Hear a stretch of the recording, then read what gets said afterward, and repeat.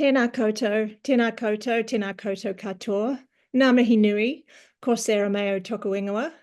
Hello everyone, my name is Sarah Mayo. I'm the Education Manager for the Education Hub, and it's my really great pleasure to welcome you to tonight's webinar. Before we begin, a couple of details. The webinar will run for about 50 minutes and it is being recorded. The recording will be available on our website sometime within the next few days. And now it is my great honour and privilege to introduce tonight's guest, Dr. Vicki Hargraves. Although, to be honest, I'm sure she needs absolutely no introduction. Vicki is usually the one asking the questions, but tonight, and what is going to be a real treat for you and also for me, we get to ask her questions. So as you all know, Vicki is the author of the vast majority of our early childhood resources and courses. So she brings a really unparalleled wealth of knowledge to tonight's discussion. She's also an experienced teacher and leader, so she's perfectly positioned to understand the importance of that intersection of research and practice that we are all about here at the Education Hub. Now, some of you have already submitted questions, so thank you very much for those. And there will also be an opportunity to ask questions throughout the webinar, so please feel free to use the chat function, and I will do my best to include them. So, Vicki, welcome. Thank you, Sarah. Kia ora, tēnā koutou katoa, everyone. So nice to be on this side this evening. So thank you for giving me this opportunity. Well, thank you. It's really exciting to be able to chat with you. So let's get started. We have got some really interesting questions to kick off tonight's discussion. And the first one is around the longer term impacts of COVID and the lockdown period. So thank you very much to Pip who sent these questions in.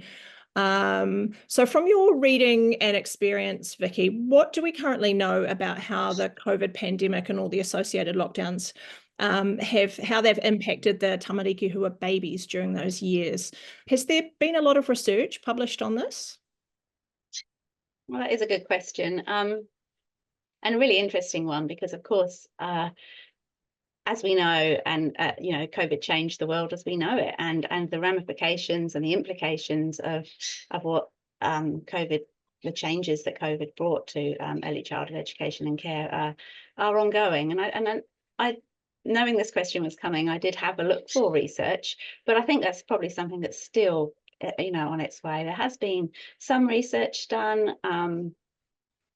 There's been research, for example, that's looked at, you know, this idea that we know that children who attend early childhood education and care actually tend to do better at school, and they tend to do better later in life as an adult in terms of their earnings, and those things have been sort of quantitatively measured. So we can say children that go to early childhood have, you know, this much of an increase in earnings as an adult, and so we can predict from that if children missed, you know, 6 months or a year, or, you know, a significant portion of their early childhood education, then, you know, that increase that that they should have been entitled to will be decreased. But I think it's a very interesting question, but also a very difficult one even for research to answer, because the way that COVID played out was different for everyone, and so we've got sort of a wide range of experiences for children depending on you know, whether they were at home for periods of the lockdown, or whether they were one of those small bubbles of children that were unable to attend an early childhood centre. There were children who left their centres for the COVID lockdown, who then when everything opened up again actually started primary school instead of going back to their early childhood setting. And then, of course, there are babies that were born during the lockdown period who maybe spent, you know, their first months and years very much with just their parents and weren't very familiar with a range of caregivers, you know, other family members. And so for them, settling into childcare might have been, you know, different. So there are so many different things that impact on that, and were children, if they weren't in their early childhood settings, where were they? What, you know, were they being cared for at home, and did home have some resources to be able to provide them with, you know, stimulating activities, lots of books, you know, what was their experience instead? And so I think that's why it's quite a difficult topic to research. Yeah, absolutely. And I think it's also one of those things where there probably just hasn't been quite enough time to see some of the impacts playing out, and some we may not see for years. So based on what we do know, what can we surmise might be the impact on learning and wellbeing for this cohort for their later years in early childhood education and their onward transitions to school? Well, I think we can draw on the research that says that access to high quality early childhood education and care programs benefits children in a myriad of ways, their skills, their knowledge development, but also actually physical health, mental health, their educational achievement at school. So all of these things we know are what we do in early childhood education. So we can surmise that missing some of that means that children are going to have less of those skills, perhaps, depending on what they experienced instead, of course. We also know that there's sort of a lot of gaps in terms of, there's a lot of inequities in terms of the children that are more disadvantaged tend to get the most out of being in early childhood education and care. And so for those children, not being in early childhood education and care, perhaps also these are the families that are likely to most struggle or to have the most adverse consequences of the COVID lockdown in terms of their finances and their health. So we've got the children who need it most, also perhaps then being in situations that are, they're not able, their families aren't able to compensate really for their children missing out on the early childhood centres shutdown. So I suspect that there's probably the equity gaps kind of increase. And I think the other thing to know is that, the way that we teach in early childhood being a bit different from the school sector means that it's actually a bit harder to translate that into, online programs. And I know some centres did amazing things trying to promote learning at home through online conversations and meetings with children and their families. But early childhood education is, play-based, it's inquiry-based, it's very much focused on social and emotional learning, on dispositions for learning, and that's all stuff that's really difficult to teach online. So yeah, but again, it does depend, because there will be families out there who were able to compensate, and there will be families who weren't. So I think that's probably where we see the biggest differences. Yeah, that's really interesting. So I guess the big question is what can teachers do to support this group of children? Well, I think it comes back to knowing your children, knowing your families, learning from your families, not asking directly, but when you really develop a strong relationship with a family, you can sort of sense whether, there would have been some issues there or some real struggles, or whether families were able actually to cruise through that and maybe even enjoyed some more high quality family time because of COVID lockdown. So I think we can look at things like trauma informed principles. If we look at, and we've got some great resources on the Education Hub, if we look at how do we support children who've been through trauma, we can see a COVID lockdown as a trauma. I think many people experienced COVID as traumatic, being shut away, not having the freedoms that they normally had. And if families were feeling those things, then children are growing up in households where, where trauma has become a big part of their lives. But each child is unique, each person's situation is unique. So it's just encouraging teachers to go back to that, really knowing, it sounds a bit like a cliche, but, really knowing your children, really knowing your families, and things that we already know. Early childhood teachers are amazing at that, at those relationships and things that enable them to really know and really individualize what they do for each child and each family. And so, yeah, so I think we're probably well poised in that sense to support children. Also, I suppose really knowing, what we want children to be learning and being able to assess children and see where those gaps might be. Yeah. It might be more of a focus on social and emotional things, for example. Yeah, thank you. That's a really great answer, and I think hopefully really encouraging for people who are listening, because it does sound like really the best ways that they can support this group of children is just to do the things that they already do really well and continue to do them. So yeah, thank you. Okay, I've got another set of questions here. And they are on intentional teaching. So thank you very much, Laurel, who sent these questions in. So the first question is, based on your understanding of the research into intentional teaching, how can we support teachers and leaders to learn more about this approach? Yes, it is. It's a bit new to some people, isn't it?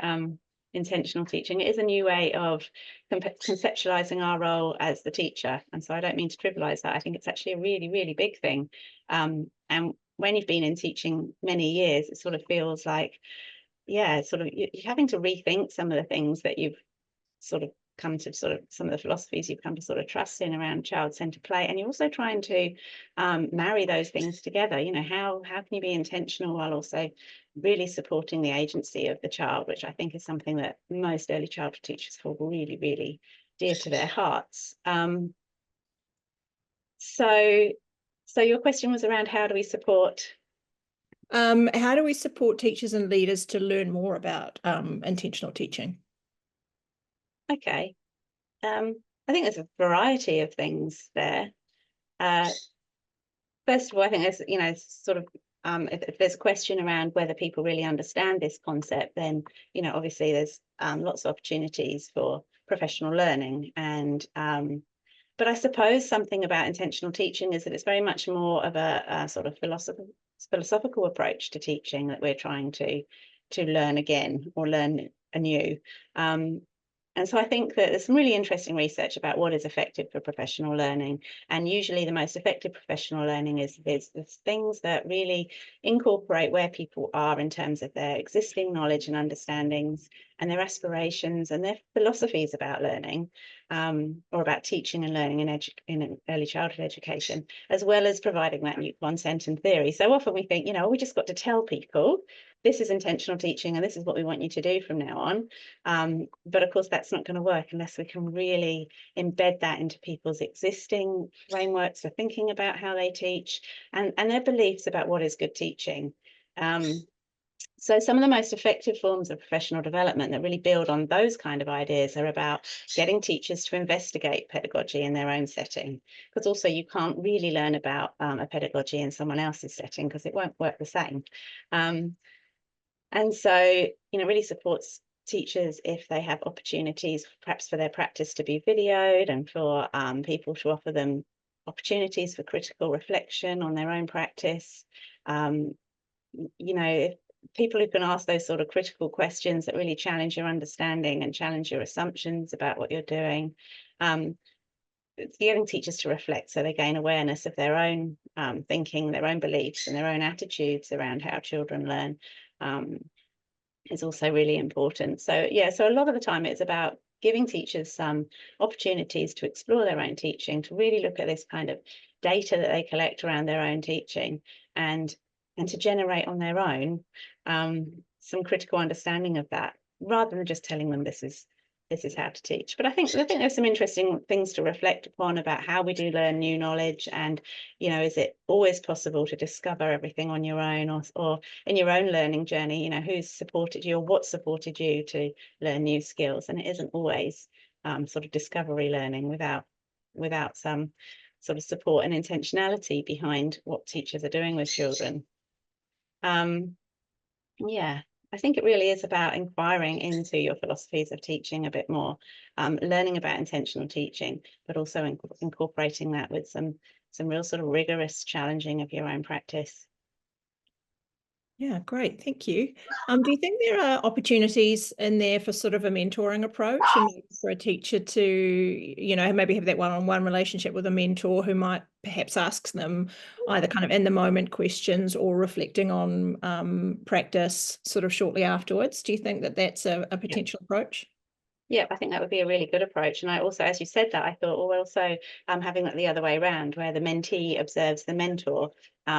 So if there are people in the centre who can take this sort of intentional teaching approach and do it well, then just having chances to observe that and to reflect on the success of teaching there.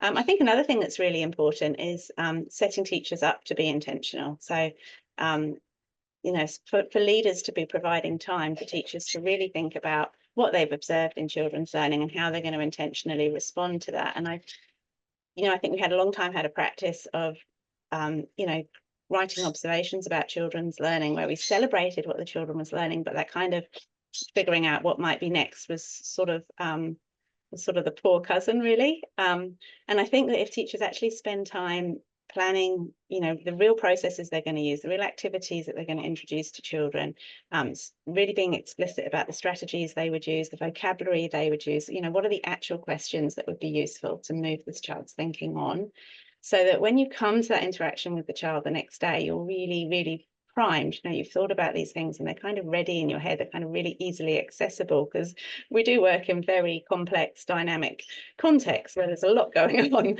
So I think that can really help. And so more experienced teachers and leaders can be supporting the teachers that want to learn this approach with those kind of things and kind of the background things as well. Yeah, and as you were just speaking then, I was thinking about the fact that we sort of know that intentional teaching goes hand in hand with effective assessment, and really those two things are sort of opposite, not opposite, but they're the different sides of the same coin in a lot of ways. And we found this when we were preparing our course on assessment and intentional teaching, and we sort of tried to separate those two things off, and actually we realized that they went hand in hand. So just continuing on with the intentional teaching, are there any intentional teaching practices that you are aware of that are particularly effective around supporting language and early literacies? Actually, I think that's an area where we need to be really intentional, and that's where there's quite a lot of research around if children kind of are lacking some skills, particularly in oral language, the rest of their learning depends on that. So if that's something that you feel, through assessment and through knowing your children well is an area that really children really need support with, then intentional teaching is a really, really good approach, because it means we're not leaving anything to chance. We know what we want children to learn, and they're ready, poised with the right strategies and ideas to support them. So I think for language and literacy, oral language is, a really important foundation, and that's verbal language and non-verbal language as well. And just being really intentional about how we use books. We want children to see books as something really enjoyable and something that they, want to return to again and again. If we can set up children with a sort of lifelong love of books and reading, then we've done really well. We've done something really important for their learning. But I think, there's lots of ways that you can use that time with books to sort of really facilitate lots of language skill. And as children get older, really looking at some of the more literate practices, how we just even as you read, even just pointing to some of the words as you're reading them can be a really intentional act that helps children to understand that, that's where the language comes from, and from these shapes on the page. And so I think there's so much we can do there, but also being really aware of multiliteracies. As the world is changing, there are lots of different ways in that we can be literate, and we can, in terms of reading images as well as reading text. And how wonderful for a child to be able to take a book and be able to read it because they can read the images in it. And we also, of course, need to sort of start developing some critical literacy skills, in that children who are going to be living in this world saturated with images need to understand, how some of the messages are constructed and how some of them are sort of designed to influence them, so they can be more critical consumers in the future. And I think we can start young with these things. And just another thing is to be aware of the different ways, literacy practices of different cultures. So oral storytelling can be a really strong practice for some children and some families. And if that's not really celebrated in the centre, it can, I think it can have a negative impact on their sort of feelings around language and literacy, and on their beliefs in their competencies as they go on to school, and they can be readers and things. So it's just having an identity that you can learn to be a reader as you start school is really, really important. Yeah, thank you. That's great. And I think your point there about storytelling is a really, really important one. So valuable. What are your thoughts on some of the more perhaps technical aspects of things, like supporting children to start to be aware of, for example, phonemes, so the different sounds that make up words, or using things like rhyming stories, helping them to become sort of more aware of some of the features of language. What are your thoughts on that? Yeah, I think it's all about this play with language and just being really intentional about language, and because we want to, keep making it fun. And so, sort of flashcard approaches to phonemes for children who really aren't very interested in that is not going to support learning. But there's definitely just so many ways that you can bring that knowledge, and, just, handing out the fruit at the morning tea time, and really, so who can guess what this is? It's melon, so they've sort of, sort of really stressing those. So that's what intentional teaching is all about. And this is a great way to sort of continue this conversation, because it's not about sitting children down and being didactic and saying, these are the letter phonemes that this is the one we're going to learn today, and we're going to practice it and practice it. It is much more about knowing what children need to know next, where they're ready for learning, and then just dropping that into all these teachable moments, because there are so many, and that's what's so fabulous about teaching in early childhood education, that we're not following a script. We're responding. It's this dance backwards and forwards between children all the time. They say something, and you see an opportunity to to rhyme it back to them, to have some fun with rhyme, or as a child comes in with their hat, and you come up with all sorts of silly rhymes for their hat, because that's something that you want, that you're very conscious of in your mind. This is something you want to work on with the child, and you can bring it in creative and fun ways, because it's there and on the top of your mind. And that's what intentional teaching is about. Yeah, definitely lots of value for rhyming and initial sounds, but it doesn't need to be done in a formal way. It can be done, and I think it's probably best done on sort of like an incidental all the time, rather than a formal, this for this moment we're teaching this phoneme. That's great. Thank you. Okay, so just a reminder that everyone is welcome to type in questions into the chat, and I will fire them off at Vicki. The chat has been really, really quiet tonight, so hopefully there's not a technical issue that Vicki and I are not aware of that's stopping people from sending in their questions on the chat. Okay, so I've got one more question for you, and that is that we know that here in Aotearoa, New Zealand, there are quite big changes coming to the maths curriculum for school. But also we know there's an awful lot that we can be doing in those early years to really support children around not only sort of building those early forms of mathematical knowledge and understanding, but also building their identity as mathematicians, seeing themselves as capable and confident in doing maths. So I wondered if you could talk a little bit about, from your knowledge of the research, what we can be doing in early childhood to really support children in their mathematical learning. Okay, thank you, Sarah. There's a couple of things there, and I'll perhaps come back to this idea of the strong mathematical identity a bit later in my response. But I'd first of all like to just follow on with this idea about learning maths in terms of the concept of intentional teaching that we were just talking about, because it's just a wonderful continuation of that topic. Because I think that, first of all, teachers need to understand some of the different skills that are involved in mathematics. So we really know what is a mathematical skill, and what are the skills that we can promote in children's learning that will help them as they progress through the mathematics curriculum in early childhood and at school. And that can also help, because then we can be really intentional about the things that we need to teach children. So just to think about counting, we think it's such a simple concept, such a simple skill to learn, but it's actually incredibly complicated, because children need to understand something called cardinality, which means that when you count a group of objects and you count 1, 2, 3, 4 objects, you know that if somebody asked you how many objects are there, you know that 4 is the answer. The last number that you say as you count the objects is the cardinal number, and it's the number that stands for how many there are. And that sounds so simple and intuitive, but it is something that children need to learn. They also just need to learn how to count one thing at a time, so they only say one number name for each object. and they need to get the number names in the right order. There are just so many different skills, and that's why lots and lots of practice, lots and lots of number songs where you practice the order, and lots of opportunities to count and use numbers and see other people using numbers is really helpful.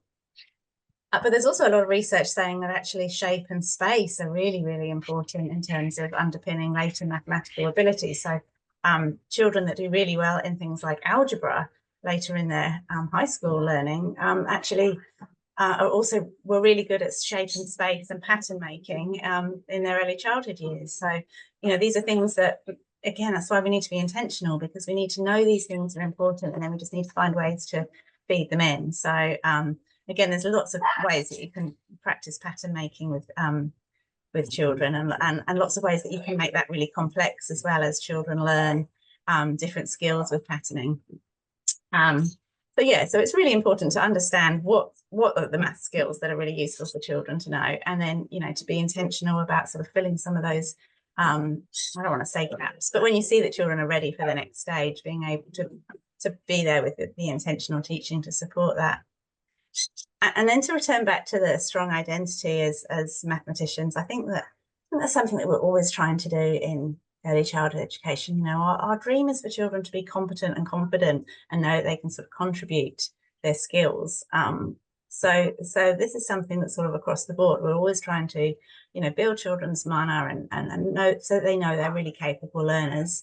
And that's true for mathematics too. So it's just sometimes about, again, just being intentional about the language that we use, and finding those opportunities to tell children that this is maths that you're doing and you're really good at maths. And from a cultural point of view, I think it's a really important, which I found fascinating, a really important cultural perspective is that we sort of assume that maths is culturally neutral, that it's just something that occurs, numbers there's no culture around numbers, they're just a black and white thing, it's just a fact.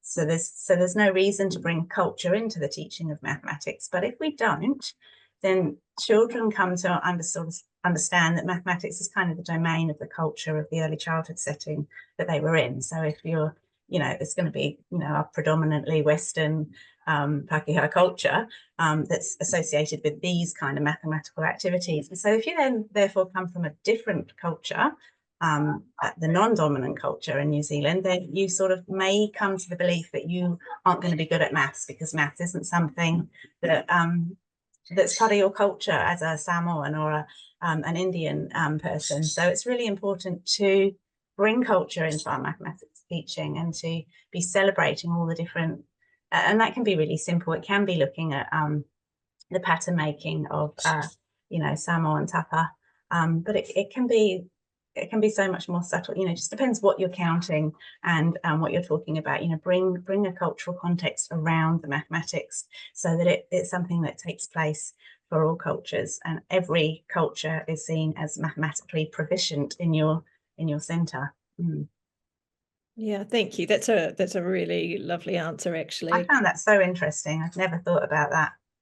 Yeah, no, it's really really important, and I think there's probably lots of things that teachers are already doing, even something as simple as counting in some of the home languages of the children in the centre, so that coming back to your point before about the really intentional use of language. And the other thing I was thinking as you were speaking is that it reminds me a lot of also when we talk about executive functioning and building children's executive functioning skills. And a lot of the ways that we do that are things that have been sort of common practice in early childhood settings for a long time. So many of the games that we play with children. And I think also with maths, so many of the activities that would be really sort of common, I think, in so many settings, things like playing with puzzles, but also making patterns and doing sort of art activities that involve repetition and repeated patterns, all sorts of dramatic play. There are so many places where maths comes in. And I think what you're saying is that we really support children by just putting the mathematical language around that, and giving them rather than sort of saying it's a shape, telling them the name of the shape and drawing their attention to the features of the shape and using that mathematical language. And so I think that ties Absolutely. in really well with what we've been saying about intentional teaching. Yeah, and I think you're right too about those really. It was wonderful to learn that some of those, a game like Simon Says really practices key executive function skills, and there's lots of information about that on our website, I know. But even things like counting steps with my children, I always, you always count steps. There's something about steps, but the actual the embodied way in which you can learn counting, because you count a number for every time your feet sort of jump onto that next step. That's a really concrete and easy way to really reinforce that connection between one number name and one step.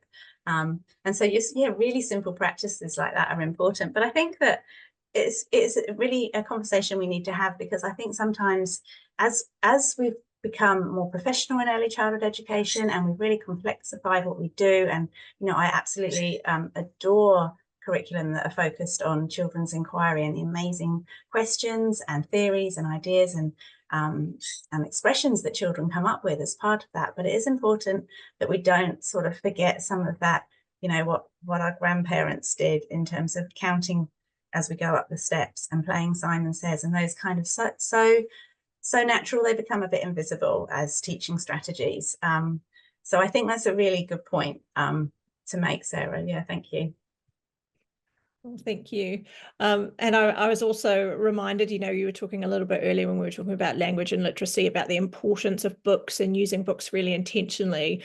And something that I really like about our early mathematics course that you wrote, Vicki, is that right throughout the whole course, you've got all these wonderful recommendations of picture books that are very strong on the mathematical content, and really great for helping children to sort of play with numbers, play with mathematical concepts, play with patterns, that kind of thing. So I don't want to put you on the spot, but can you remember any off the top of your head that were particular ones that you really liked and would recommend? One is a snail and 10 is a crab, which it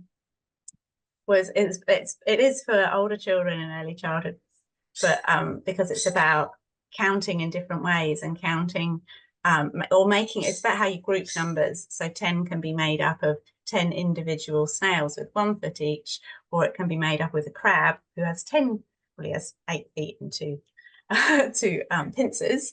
I'm not sure if I'm using the correct terms, whether they're called claws or feet, but then you have dogs with 4, so and people with 2 legs, so you can also make 10 with 2 dogs and 1 person, counting the legs. So I thought that was a really clever book, and there are some amazing pattern books where you could just spend hours. I'm sorry I don't remember the names, but you could spend hours talking about the patterns on the page. And there was one in particular I remember because it also was written on a sort of Monday, Tuesday, Wednesday, different things happened.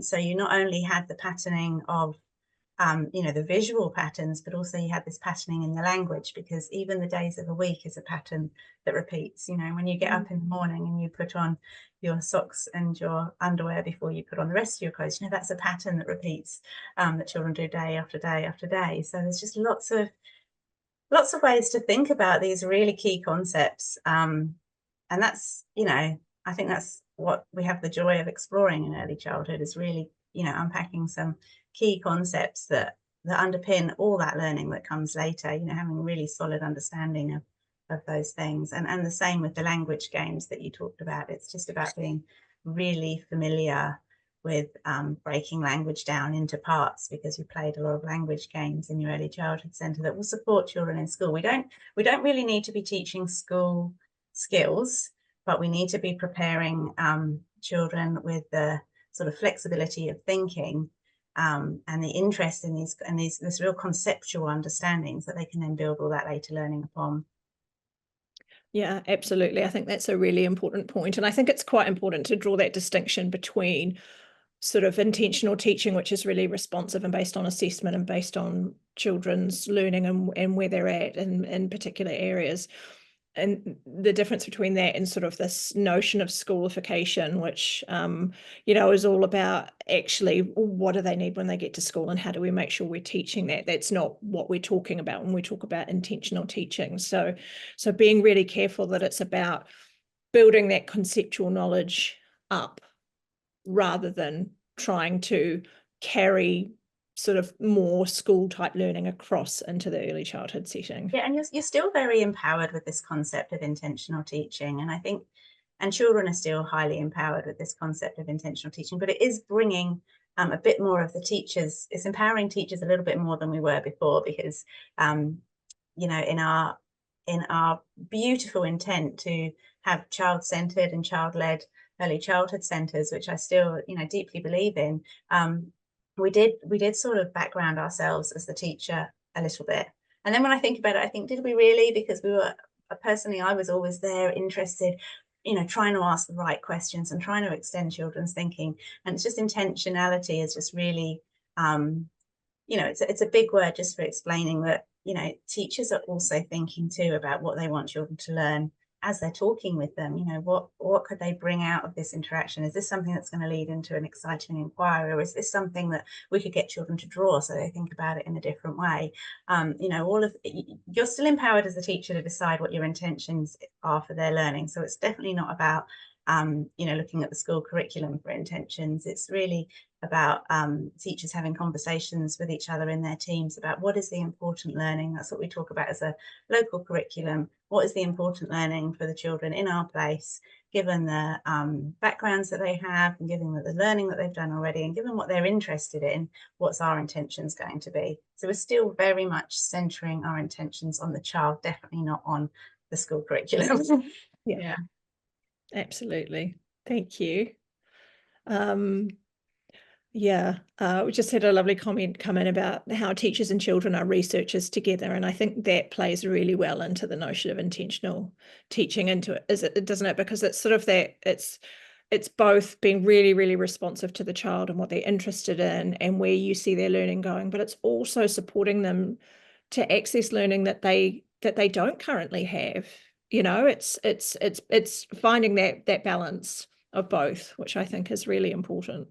Yes, because we can't expect a 3-year-old to come into our centres with a wealth of ideas about what this inquiry could entail, because they simply haven't had as much life experience as us. And is that really fair, ethical, right for us to kind of hold on to knowledge that we have?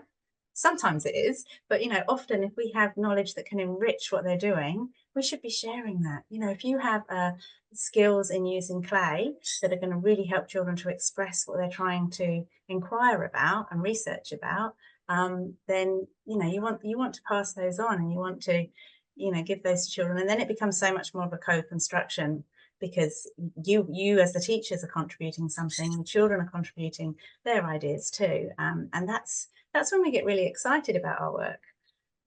Yeah, absolutely. I wonder if I can just throw you a little bit of a left field question, Vicki, that we didn't actually talk about, but it feels like it's coming really nicely out of this long discussion about intentional teaching, and that's around using the visual arts, which you've touched on a lot. And I know this is an area where you've done a lot of work. Have you got any thoughts you want to share on intentional teaching using the visual arts? Yeah, that's actually a very intentional practice, isn't it? Because I think when I first started teaching in early childhood, you know, children played and they had ideas, and they played those ideas more. So we might take an idea that children had and create a role play area. So if they were particularly interested in different kinds of transport, you know, we might set up the sandpit play, you know, to really help them to explore those ideas. But with visual arts and inquiry, which a lot of centres are looking at, and particularly being inspired by the Reggio Emilia approach, joining sort of the visual arts to children's play just really complexifies what they're doing a lot more, because it encourages them to think about what they're doing. So whenever we have even being asked these questions tonight, you know, I'm having to articulate my thinking around things, and that's putting it out there for you to think about, and it's putting it back, it's reflecting it back to myself as well. So so when we ask children to draw what they're thinking, they also create a product that they can share with other people, and that might influence those people's thinking, but it also gives them something to reflect on as we try to communicate what we know. We'll kind of always extend it a bit more. We kind of come to understand it so much better just because we communicated it. And I think that's the idea for using the visual arts. And then, you know, what we found is that then if you ask the children to use a different visual art form, they have to think again about what they know about this topic, whether it's, you know, butterflies or what happens when a volcano erupts, or whatever it is that they're interested in inquiring about. So so I think that's something where teachers definitely, that really marries again well with the intentional teaching approach, because teachers have an intention to support children to go deeper and deeper into their thinking using the visual arts, which have an amazing array of positive learning outcomes around them, in terms of those later school skills that are needed, because even just developing your fine motor skills to use visual arts tools more effectively, is found to have great benefit for later sort of cognitive learning and academic learning in schools. So it's just a win-win, really. Yeah, absolutely. So yeah, so there's sort of, you touched on before some of the intentional teaching around the techniques that you might use in the visual arts, but also I think, creating alongside children and maybe articulating as you're going how you are exploring your thinking through using a particular medium like clay. And perhaps some of that sort of intentional articulating your thinking can also support children to see how they can do the same and use those different media to explore their ideas. Because it's very challenging to start with, because I think the first intentional thing you do is you have an intention for children to explore this idea through the visual arts. And if you don't even offer children that opportunity, then that's the first sort of intentional thing that you do, is by offering children that opportunity. But it can be a hard transition, because children aren't necessarily might not necessarily feel skilled enough to put what they're thinking onto paper. It's challenging for us. I think if I asked you to do a drawing for me now explaining your next question, you'd be like, oh, how do I do that? So definitely taking it really slow, and so this sort of every try is worth something. It's going to take lots of tries, but it's definitely worth having a practice and being prepared, as you say, as a teacher, to learn alongside them and to have a go at drawing something yourself. But yeah, it takes time to create a culture like that, doesn't it, where everyone's really comfortable to turn to visual arts to express their ideas. And it definitely takes slowly sort of scaffolding children's familiarity with materials, showing them different skills, encouraging them to look at each other's how each other uses the materials, because there's different ideas, and there's lots of ways that you can sort of start small in terms of using materials for art. So loose parts that they can arrange in different ways can be a really sort of accessible way for children that aren't so confident with drawing, and just sort of this is the intentionality again coming through. Where do you think your children could start, and what would be the next sort of step to push them a little bit further, and what would be the intentional teaching that they would need to get there? Yeah, thank you. That's a great answer. And just thank you, Nicole, for your comment. And just a reminder, we do have a wonderful course that Vicki wrote on using the visual arts, another course on early mathematical thinking and exploring different ways to support children in that. And of course, we do have a course on assessment and intentional teaching. So if what you've heard in Vicki's discussion tonight has piqued your interest, you might want to have a look at those courses and see if you think there might be anything in there that would be interesting for you. Okay, so I've got one final question, Vicki, just to kind of finish up tonight's discussion. And that is just to ask you, what are some of the big ideas that are coming out of the research that you've been engaging with recently? Thank you, Sarah. That's a question that I knew was coming, because it's sort of been a theme from the previous webinar that we've done like this. And so I've been thinking about it over the last couple of days. And I think that some of the things that we've been thinking about and learning about, because we feel they're really important for our practice in early childhood settings and in this current kind of context that we're teaching in, one has been around leadership.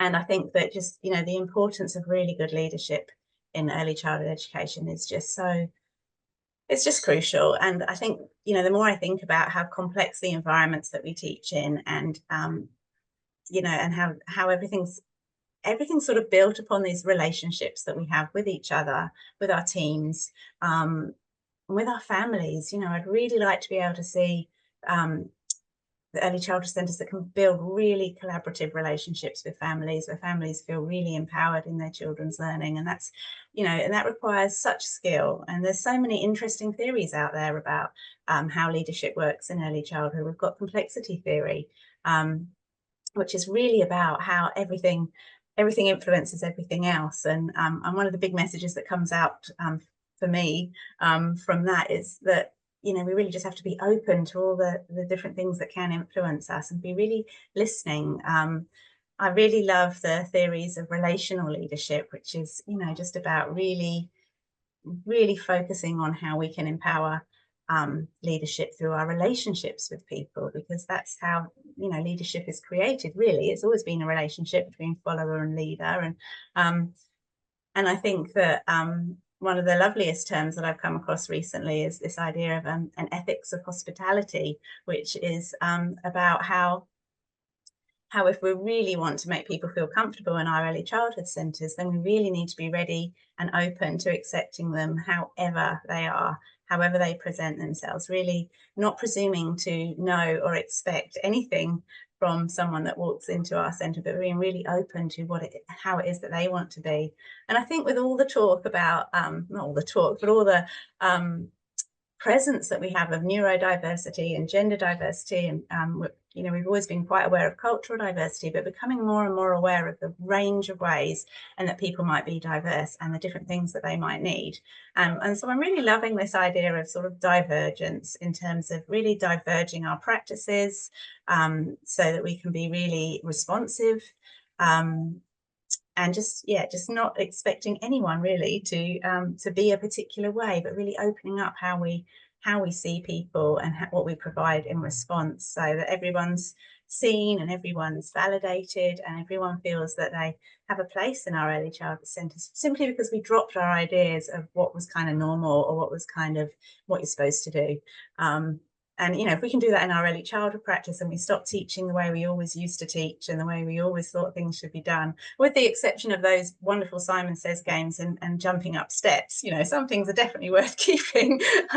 But, you know, just really being so reflective and critical of our practice that we can open up just pretty much anything and use the people around us to learn how things could be different. I just think that's a really exciting sort of phase of the way early childhood education is evolving in Aotearoa. Yeah, thank you. And I'm glad you raised the that concept of the ethic of hospitality. I found that a really powerfully challenging idea, and just that kind of notion that that no one is really knowable, and all we can be is kind of as open and receptive as we can to sort of taking on board and trying to engage with what it is that people want to share and are prepared to share with us. And I found that idea without judgment, without expectation, and just real openness.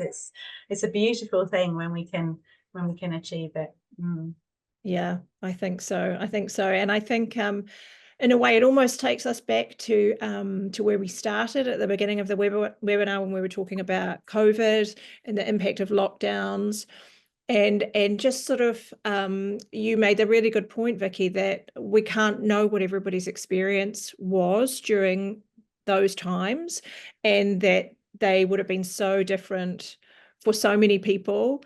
And so our responses need to be very much about just being open and listening and being really, really respectful and prepared to engage with what it is that people are able to share about what happened during those years, or what the impact has been on them, or whatever it may be. So, and that does take so much work on the part of teachers. I really want to honour that too, because, you know, having to unpack everything, because we do, you know, it's much easier to live life through a set of assumptions and a set of, you know, sort of standard routines.